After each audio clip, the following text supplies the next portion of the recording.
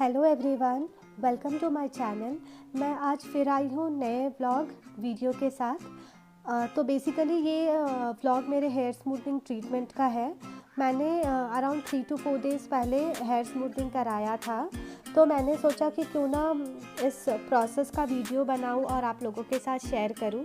So basically ये video में मैंने बताया है कि ये हेयर स्मूथनिंग होता क्या है, कितना टाइम लगता है कराने में, कितना केमिकल लगाया जाता है और हेयर स्मूथनिंग करवाते वक्त और करवाने के बाद क्या डूज़ और डोंट्स होते हैं। और हेयर स्मूथनिंग के बाद भी आपको अपने बालों का कैसे केयर करना है। तो हेयर स्मूथनिंग एक टाइम कंज्यूमिंग प्रोसेस है, काफ़ी ज़्यादा टाइम लग जाता है हेयर स्मूथनिंग में। मिनिमम 4 to 5 आवर्स तो लग जाते हैं। मुझे भी अप्रॉक्सीमेटली 5 आवर्स लग गए थे। जब तक मैं सैलून पहुंची तब अराउंड 4 बजे मैं सैलून पहुंच चुकी थी, और उसके बाद जब तक मैं घर पहुंची तब तक 9:30 हो चुके थे। तो बहुत ज़्यादा लॉन्ग प्रोसेस है, पर हेयर स्मूथनिंग का जो एंड रिज़ल्ट है वो बहुत अच्छा लगता है। मुझे तो अपने बालों से प्यार हो गया है। तो पहला प्रोसेस है हेयर वॉश का। तो या तो आप अपने घर से हेयर वॉश करके जा सकते हैं, और नहीं तो वहाँ पे ही सैलून में ही आप हेयर वॉश करवा सकते हैं।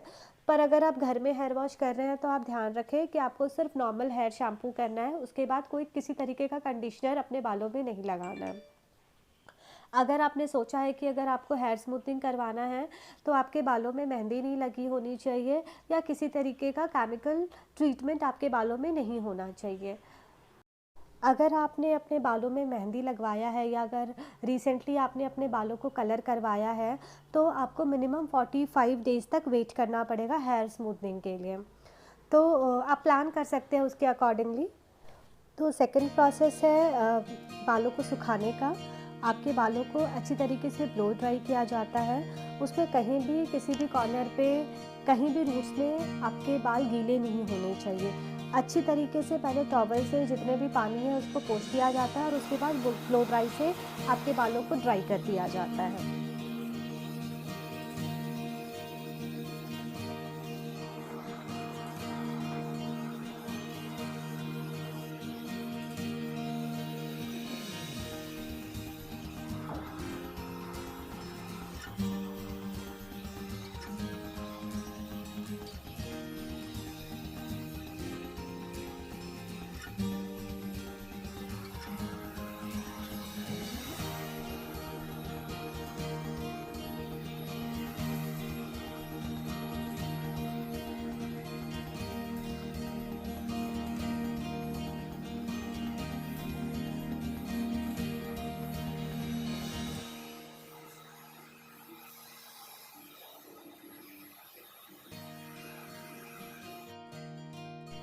तो ये थर्ड प्रोसेस है।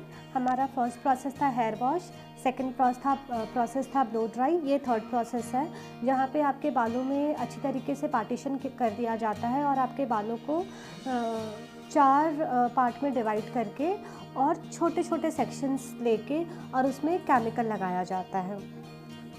तो ये यहाँ पे ब्रश और जो इस बाउल में जिन्होंने केमिकल बनाया है वो बॉयल को भी बहुत अच्छी तरीके से सुखा लिया है कि बिल्कुल भी उसमें मॉइस्चर थोड़ा भी नहीं होना चाहिए। तो जैसा कि आप देख रहे हैं, मेरे बालों को छोटे छोटे सेक्शन में लेके उन्होंने क्रीम लगाया है, और अपने दोनों फिंगर्स के बीच में रख के और अच्छी तरीके से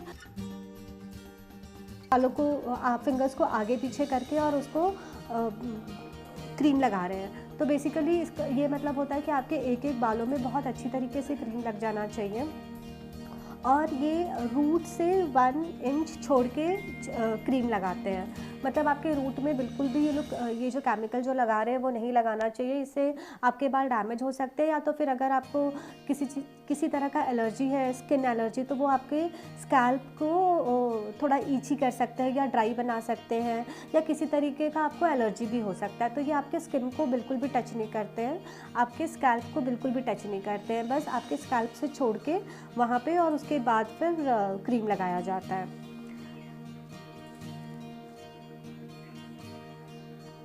मैं इस प्रोसेस पे एक्चुअली पूछ रही थी कि रिबॉन्डिंग और हेयर स्मूथनिंग में क्या डिफरेंस है। तो उन्होंने बताया कि रिबॉन्डिंग एक प्रोसेस है जहाँ पे आपके बालों को स्टिफ और पोकी लुक दिया जाता है, वो थोड़ा आर्टिफिशियल लुक देते हैं। परमानेंट ट्रीटमेंट होता है पर वहाँ पे हाई हीट से आपके बालों को आयन किया जाता है। और स्मूथनिंग एक ऐसा प्रोसेस है जहाँ पे ना हार्ड स्ट्रेट नहीं किया जाता है, आपका जो आयन का जो टेम्परेचर है वो बहुत ही कम रखा जाता है और इसमें आपके बाल सॉफ्ट दिखते हैं, नेचुरल दिखते हैं। सिर्फ जो आपके बालों में जो फ्रिजीनेस होता है उसे निकाल दिया जाता है और कंपेयरिंग टू रिबॉन्डिंग इसमें आपके बालों में डैमेज भी बहुत कम होता है। तो यहाँ पे मेरे बालों में केमिकल लग गया है और केमिकल लगाने के बाद मैंने अपने बालों में ये केमिकल मिनिमम 30 मिनट्स तक रखा था और 30 मिनट्स रखने के बाद वो ना बाल खींच के चेक करते हैं कि आपके के बाल स्ट्रेट हुए या नहीं। तो उसके बाद फिर हेयर वॉश किया जाता है। तो बेसिकली ये सेकंड टाइम मेरा हेयर वॉश हुआ है। हेयर वॉश करने के बाद आपके बालों को फिर से सुखाया जाता है, आपके बालों को फिर से हेयर ड्राई किया जाता है और इस बार ये लोग मेक श्योर करते हैं कि आपके बालों को इस तरीके से स्ट्रेट हेयर ड्राई करें कि आपका बाल एकदम स्ट्रेट रहे। तो जैसा कि आप देख रहे हैं कि बहुत खींच खींच के मेरे बालों को हेयर ड्राई किया जा रहा है और ड्राई करने के बाद एकदम ये स्ट्रेट नेचुरल लुक देगा।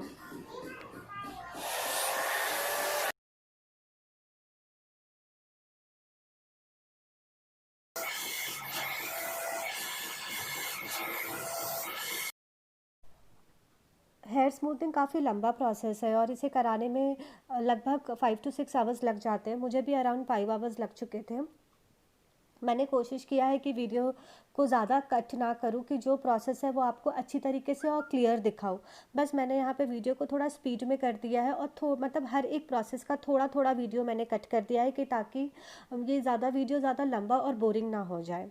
तो बस यहाँ पे मेरा सेकंड टाइम ब्लो ड्राई हो चुका है और मेरे बाल एक ही क्रीम लगाने के बाद, एक ही केमिकल जो उन्होंने फर्स्ट प्रोसेस में लगाया है वही लगाने के बाद काफ़ी ज़्यादा स्ट्रेट और नेचुरल लुक दे रहा है। तो उसके बाद ये अगेन ये एक नेक्स्ट प्रोसेस है जिसके बाद आपके बालों को हेयर ड्राई करने के बाद फिर से आपके छोटे छोटे बालों के सेक्शन को लिया जाता है और उसको बहुत कम टेम्परेचर में, बहुत ज़्यादा बिना ज़्यादा गर्म किए हुए उसको खींच खींच के अच्छी तरीके से स्ट्रेट किया जाता है। हेयर स्मूथनिंग में काफ़ी ज़्यादा चीज़ों की बहुत सारी चीज़ों का ध्यान रखना पड़ता है। अगर आप हेयर स्ट्रेटन करवा रहे हैं तो उसके 48 आवर्स तक आपको आपके बालों को बांधना नहीं है, किसी तरह का रबर बैंड या क्लिप नहीं लगाना है, आपके बालों में पानी नहीं जाना चाहिए। अगर आप अपना फेस भी वॉश करें तो बहुत ध्यान से करना है कि आपके बालों में पानी ना लगे और आपको अपने बालों को कान के पीछे भी नहीं डालना है। तो ये सब चीज़ों का बहुत ज़्यादा ध्यान रखना पड़ता है क्योंकि अगर आपके बालों में बेंड आ जाए तो फिर से हेयर स्मूथनिंग आपको करवाना पड़ेगा और आपने जितनी भी मेहनत लगाई है 4-5 घंटे वहाँ बैठ के, वो सब बर्बाद हो जाएगा। तो जैसा कि आप देख रहे हैं कि छोटे छोटे बालों को खींच खींच के आयन किया जाता है और बहुत अच्छी तरीके से वो आयन का जो टेम्परेचर है वो एकदम मेंटेन रहता है। उसमें रिबॉन्डिंग की तरह बहुत ज़्यादा हाई टेम्परेचर पे नहीं आयन किया जाता है।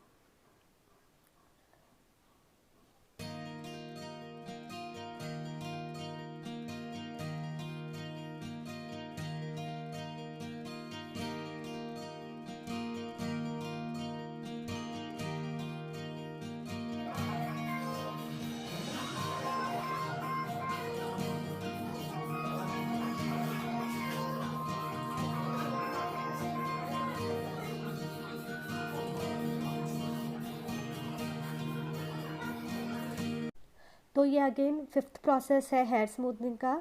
सबसे पहले हेयर वॉश किया जाता है, फिर ब्लो ड्राई किया जाता है, फिर एक क्रीम लगा के 30 मिनट्स तक रखा जाता है, फिर हेयर वॉश किया जाता है, फिर ब्लो ड्राई किया जाता है और फिर आयरन करने के बाद ये प्रोसेस किया जाता है। तो बेसिकली ये सिक्स्थ प्रोसेस है जिसमें अगेन आपके पूरे बालों के छोटे छोटे सेक्शंस लेके उसमें फिर से एक क्रीम लगाया जाता है, एक केमिकल, एक तरह का, एक्चुअली क्रीम मतलब एक तरह का केमिकल होता है जिसको आपको पूरे बालों में लगाया जाता है, जिसे न्यूट्रलाइज़र बोलते हैं। तो इससे ये केमिकल से आपके बाल स्ट्रेट होते हैं, बहुत ज़्यादा सॉफ्ट हो जाते हैं। आपके बालों में अगर थोड़ा डलनेस हो, ब्रेकेज हो, फ्रीजीनेस हो, वो सब चले जाते हैं। काफ़ी ज़्यादा आपके बालों को बाउंसी और शाइनी लुक देता है। तो ये क्रीम लगाने के बाद मिनिमम 30 मिनट्स तक मुझे रखना पड़ा था, और उसके बाद ये क्रीम लगाने के बाद फिर से हेड वॉश किया जाता है। तो बेसिकली टोटल 3 बार आपके हेड वॉश होते हैं, 1 बार बाल आयरन होते हैं, और 2 बार क्रीम लगाया जाता है, और 3 बार ब्लो ड्राई किया जाता है। तो देखिए कितना ज़्यादा कॉम्प्लिकेटेड और कितना ज़्यादा लॉन्ग प्रोसेस है, पर बात वही है कि एंड रिज़ल्ट बहुत अच्छा आता है। आपको अपने बालों से प्यार हो जाएगा, आपके बाल बहुत अच्छे और बहुत नेचुरल, बहुत सिल्की और बहुत शाइनी हो जाएंगे। और ये होने के बाद आपको अराउंड 48 आवर्स के बाद आपको फिर से एक हेयर वॉश के लिए आना पड़ता है। या तो आप हेयर वॉश करवा सकते हैं, या तो फिर हेयर स्पा करवा सकते हैं। तो मैंने बस सिंपल हेयर वॉश करवाया।